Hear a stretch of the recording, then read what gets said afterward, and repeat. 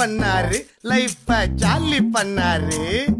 ராஜா போல வாழணும்னு ஆசைப்பட்டாரு. பேஸ்புக்ல இன்ஸ்டால விளம்பரம் பார்த்து ஷேர் மார்க்கெட்ல பணத்தை எல்லாம் போட்டாரு நேத்து. ஆசை மேல ஆசை காட்டி மயக்கிட்டானுங்க. நாங்க இருக்கோம். நைசா பேசி தந்திரமா கேட்டுட்டானுங்க. ஊரை சுத்தி கடனை தாண்டி வாங்கி போட்டாரு. அவர் போலியான ஆளுங்கள நம்பி போட்டாரு. பணத்தை அள்ளி விட்டாரு. கமான் கேக்கே.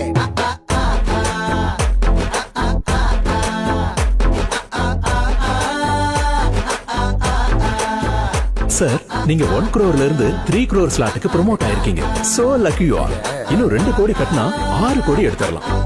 என்னது 2 கோடியா? அவரு வீடு வாசல் சொத்து, பொண்டாட்டி நகைய பித்து, நண்பரெல்லாம் சேர்த்து வாங்கிட்டாரு கை மாத்து. பொட்ட பணம் மொத்தம் குறைய பிச்சுன்னு கொட்டா. நம்பிக்கைன்னு இருந்தாரு, கைய கட்டின்னு பறந்தாரு. என்ன கதை ஆச்சு, என்ன கதை ஆச்சு, ஐய மொத்த பணமும் போச்சு. கேட்டு நின்னுடுச்சு மூச்சு.